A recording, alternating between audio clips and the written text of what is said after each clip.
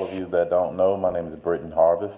I am a public speaker slash coach slash trainer slash philanthropist slash finance manager, training manager, you name it. But I'm coming to you all because I was just got done studying actually, and I was looking over some material, and I said to myself, okay, what can I do to try and help the people that are around me? And because for all of you that don't know, when I'm at work throughout the day, I start off with a training session with my salespeople.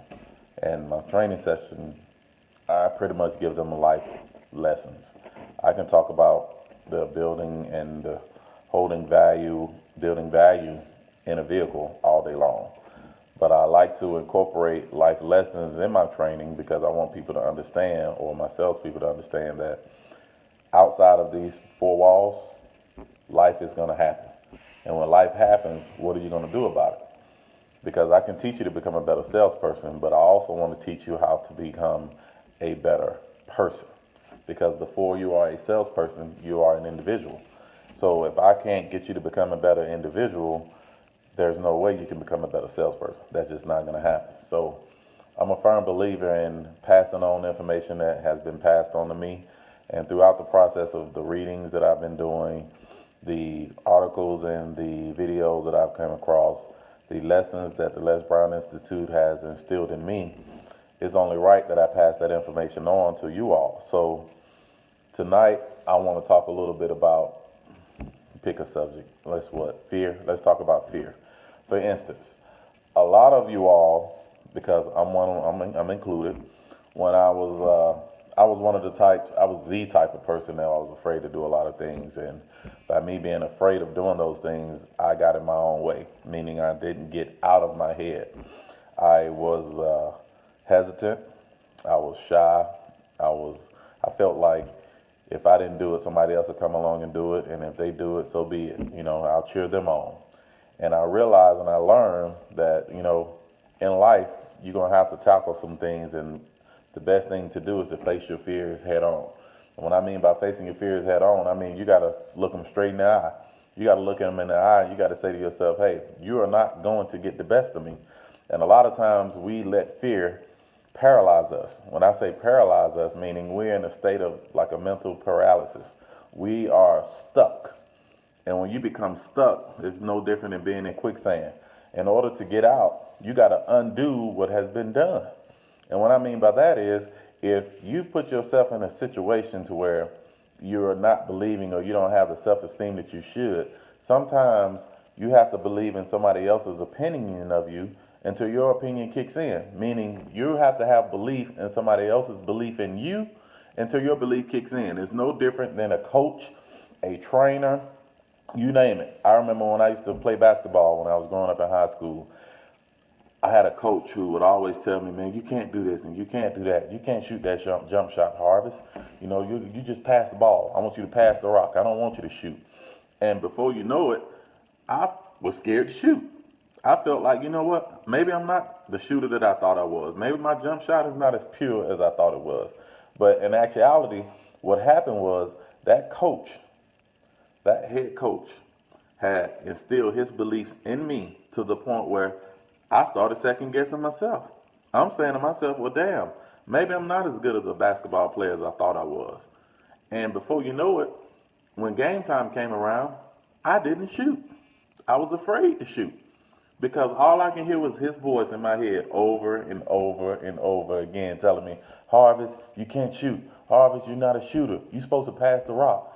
You play in a three position. Well, I don't need you to shoot. We got other people out here that can shoot. You just pass the ball and get rebounds and play defense. And I'm gonna tell y'all something. To this day, I'm 41 years old now. He's still stuck in my head. Meaning, that voice carried on and lived within me for a very long time. Because when I would leave practice and go play pickup ball with my same peers, that jump shot that this coach said that I didn't have, I had. The dribbling capability that this coach said that I didn't have, I had. So it was a battle between this young guy which is myself, just 16, 17 years old, saying to himself, well, this coach is older than me, so he must know better. He's been doing this for a while. He's been coaching for years. He has banners up, so if he has banners and championships, he must know what he's talking about, right? When in all actuality, no. I couldn't have been so wrong. I couldn't have been so wrong because here is a guy who's telling a young kid that you cannot do something. That's the worst thing you can ever tell a child. You should never tell a child what they shouldn't do or what they can't do. I've learned to now take can't out of my vocabulary. You'll never hear me use that word because to me, when I say that I can't do something, I'm putting limitations on myself. And if anything, or I can do anything that I set my mind to. So it's not a matter of I can't do it, it's a matter of I do not want to do it. Because you can do whatever it is that you feel as though you is a priority, right? So I say all that to say, I took a coach's belief and I had let that ride with me even after I graduated high school, to the point where I said to myself, man, this has to stop. People's opinion of me does not have to be my reality. And that's what I want to, convey to you all. Never let a person's opinion of you become your reality. Never let fear get in the way of what it is that you have to do. Because if you look at fear, on the other side of fear is that goal that you're trying to attain. On the other side of fear is that promotion that you probably are trying to get. On the other side of fear is that vehicle that you probably want to go and purchase. On the other side of fear is that relationship that you should be trying to maintain and uphold, but because of that, you're letting fear get in the way of communicating with that other party. And when you let fear get in the way of you communicating with another party, whether it's in a marriage, whether it's in a relationship, whether it's in a business setting, guess what's going to happen? There's going to be a disconnect. And when you have a disconnect, meaning one party is assuming one thing and another party is assuming something totally different, when assumptions are in play, nobody wins. Nobody wins because you're assuming that this person is actually thinking this way about you when in actuality they're not. When in actuality, all you have to do is set aside your fears and your differences and communicate. That's all you have to do. Don't let nobody tell you, or don't let anybody tell that you can't shoot. Don't let anybody tell you that, hey, you can't do this job. You don't know what the hell you're doing. Screw that. You don't let anybody tell you or put limitations on you. Your fears are exactly that, your fears. Meaning, once you get out of your head that, hey, I can't really do this, but to say to yourself that I actually can do this, and I actually am somebody, and this that is in front of me is only temporary, now all of a sudden you start moving with a different stride. You start moving with a different pace. You have a glow about you, and all of a sudden your energy level is up, and all of a sudden people start looking at you and say, you know what, I don't know who that person is, but I want to be around them because you have an energy signature that you're carrying and that you're emitting, and people feel that. That's why they always say your energy introduces yourself before you walk into a room. When you are confident in your abilities and when you feel as though, you know what, I'm putting in the work. I'm making sure when the smoke clears and the dust settles that, hey, I'm doing my part. Then all of a sudden when it's game time, it's a no-brainer. You're gonna listen. I put it to you like this. In practice is where you become your best version of yourself. It's not in the game. In the game is when all the cameras are on, when the lights are flashing, when the crowd is roaring your name. That's not when you become your best. You become your best in practice. And when you practice over and over again your craft and you put in the work that you need to be putting in, when game time comes, it's just another practice. The only difference is you got lights and cameras and people around now. But it's no different. You're just practicing because in practice, you're forever evolving as a person. You're forever evolving into who it is that you're trying to be. You're not that person yet, but you're going to get there, and you're going to get there through practice. But a lot of people don't like to practice, and a lot of people are afraid to practice. And the reason they're afraid is because they can't get out of their head. Get out of your head. That person inside of you that's telling you, hey, you can't do this and you can't do that, stop it. Stop it. Tell them, you know what? Bye. I'm done. It's over. I'm not going to let you hold me back anymore. I'm not going to let you sit up here and instill your beliefs on me anymore. It's time for me to be who I am and who I'm destined to be. And who I'm destined to be is somebody that's special. Because that special person is actually inside of you. And it's waiting to erupt. But because you're letting fear hinder you and paralyze you, you're not becoming the person that you need to be. You have a lot of potential. You can be whoever it is that you want to be. But in order to become that person, you have to believe in yourself that you can be that person. And you have to say to yourself, you know what, fear, I'm not going to let you paralyze me anymore. I'm not going to let you hinder me anymore. You're just a hurdle. That's all you are. You're a stepping stone. You're a stumbling block. You're not anything permanent. And because you're not anything permanent, I'm going to get past you. Whether I got to go under you, whether I got to go over you, whether I got to go around you, or whether I got to go through you. It doesn't matter. You do not define me. You are not going to hold me back. You've been holding me back for years. You've been in my head for years.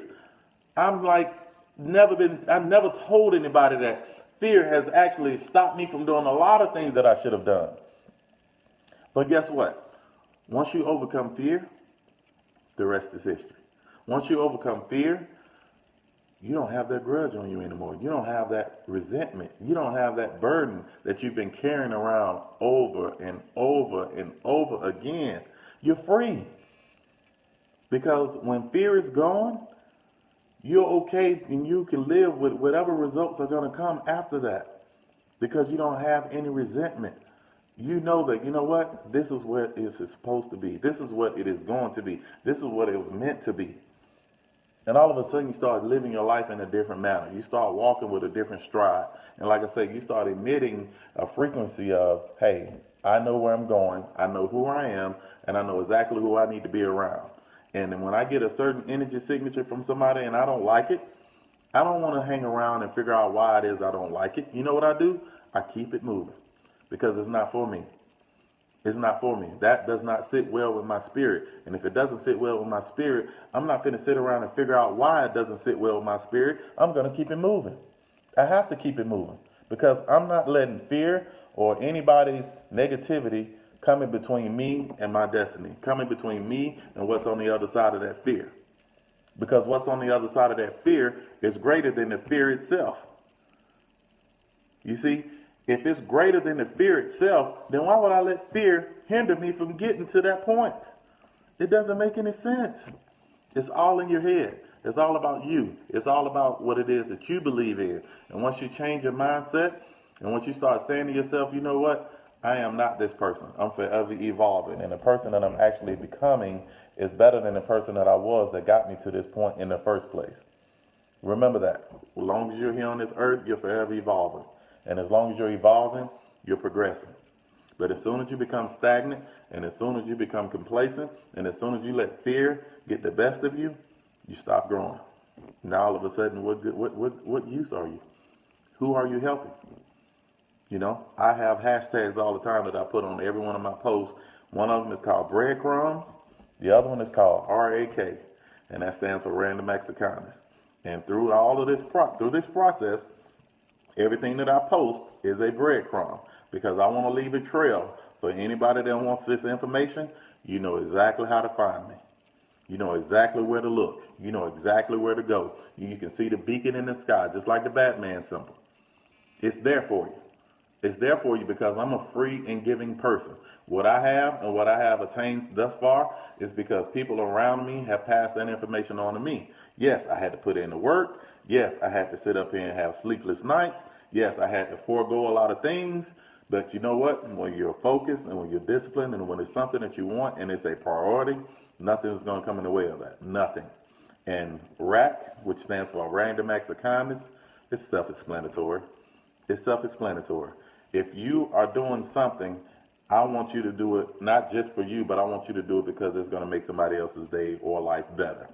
Remember that. Because when you start giving back to people when they least expect it, all of a sudden things start happening in your favor. All of a sudden it's like the one thing that you probably did to that person or for that person that has made their day or their week or their month or their year that much better, guess what? You get it back tenfold. You get it back tenfold because the universe is going to respond to the energy that you are giving off. Whatever it is that you're giving off, the universe is going to respond. The universe is going to gravitate you towards whatever it is that you are actually trying to do. So if you're trying to be a loving person, guess what? You're going to find love. If you're a peaceful individual, guess what? You're going to find peace. It's all about what it is that you are trying to do. And if you are a fearful person, guess what? You're going to encounter a lot of fear. And I wanted to keep this short and sweet. I didn't want this to be a very long video. I was hoping to keep it around 5-10 minutes maybe, but sometimes it happens. Sometimes when things flow, you just got to let it flow. You got to let it flow. It happens naturally. You can't sit up there and try to control it. And that's one thing that I have learned, and that is quit trying to control and manipulate things in situations and just let it happen. Let it flow freely, because when it flows freely, it's meant to be. It's meant to happen. And when it's meant to happen, you're happy and you're elated with the result, because you know it was done, or it is done the right way. With that being said, I am Britton Harvest. I am your favorite, and when I say favorite, I do mean favorite. I am your favorite coach. I am your favorite philanthropist. I am your favorite motivational speaker. I am your favorite finance manager. I am your favorite trainer. I am your favorite random acts of kindness, breadcrumbs.